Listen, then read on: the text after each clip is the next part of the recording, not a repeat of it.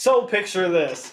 You are a freshly young 18-year-old who has been researching laptops for the past 2 years only to find the perfect one, the Electronics Mech 15. At the time, it came with a GTX 1080. But at the time college came along, the 2070 Supers came out, and you got one of those.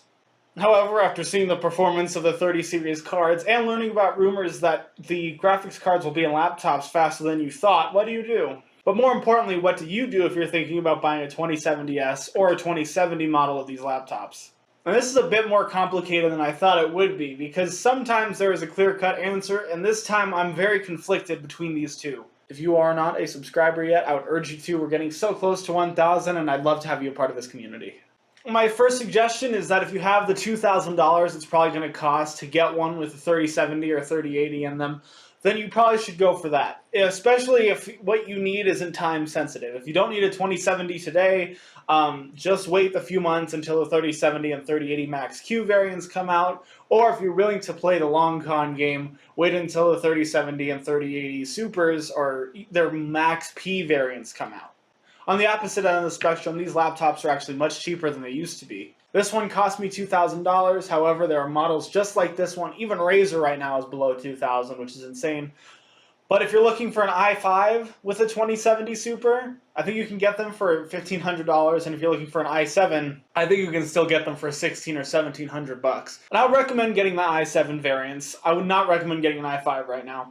And I think that although graphic performance is absolutely going to destroy, the reason why I recommend getting an i7, especially something like the 1080 in this system, is because it's got 8 cores. And I think one of the most important things to happen in this generation isn't going to be graphics, it's going to be the processors. The reason why is because the Series S and Series X are going to start pushing 8 cores, and people will start utilizing full-on 8-core multi-threaded tasks. Meaning that games aren't going to be so GPU dependent these days. It'll be either a mix or sometimes even CPU reliant depending on how powerful your GPU is. So I think 8 cores is going to become the new standard very soon. So I'd recommend future-proofing yourself a little bit by getting 8 cores or more, especially if you're on a desktop. And I know that I say future-proofing, yet I'm sitting here talking about the 2070S. And here's the thing. If you're fine with 60 FPS gameplay, I think that this is going to be fantastic.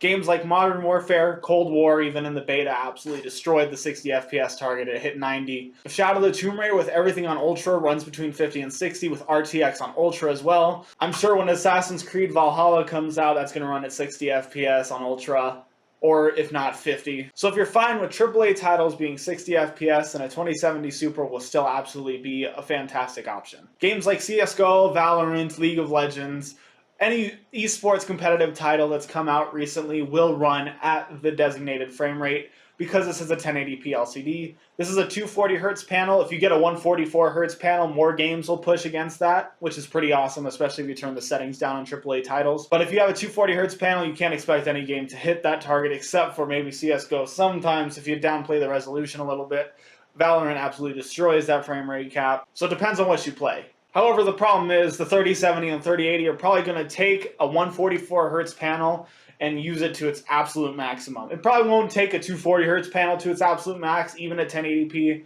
but I think it'll definitely make pretty much every single game in the foreseeable future hit that 144Hz target. Although these new RTX cards are going to be cheaper than the previous gen RTX cards, I don't think laptops are going to follow that trend. I would be surprised if I saw a $1,600 RTX 3070. I think we're still going to see around that $2,000 price point for the 3070 and $2,200 for the 3080. But that's just a guess, and if things do absolutely just change, I think that it'd be awesome if we were able to get these to pretty much price match with the 3070 and 3080. They are going to be Max Q variants for a while, so that's also something you need to take in consideration. It's not going to be double the performance of a 2080 Ti when you're playing on a 3070 or 3080 Max Q variant. So if you're willing to wait a while, I'm talking probably another year, if not more, then waiting for the Max P variant is probably a good option. And if you're going to do that, but you need obviously a laptop now, maybe get a 1660 Ti laptop for now, resell it at the time that the 3080 Max Ps go live, and then you'll have a much better experience than having a 3070 Max Q. For instance, I have a feeling that the 3070 Max Q is going to trade blows with the 2070 Super. I don't think that it's going to be double the frame rate like people say it will be. But soon, especially I think once the 3080 graphics cards start coming out for laptops,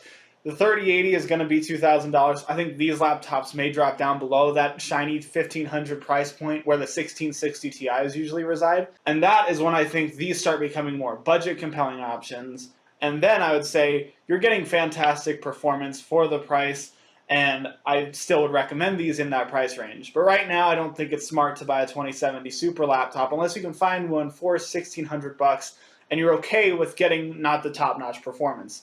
These are going to start being seen as more budget components rather than the top-tier components that they are right now. I wouldn't recommend getting a 1660 Ti or 1650 laptop right now because ray tracing does seem to be the way of the future. Every single card is going to have it.